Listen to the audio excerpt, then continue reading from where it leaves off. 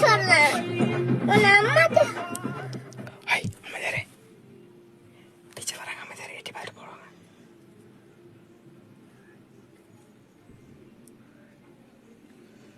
பட்டையரே, 2 teacher வராங்க.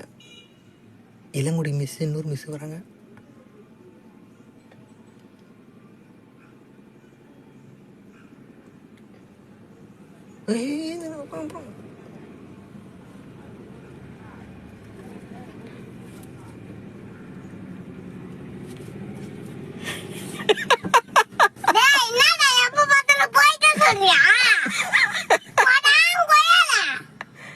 இப்போ phone சொல்லட்டுமாண்ணே? Sorry கேளப்ப. சரி.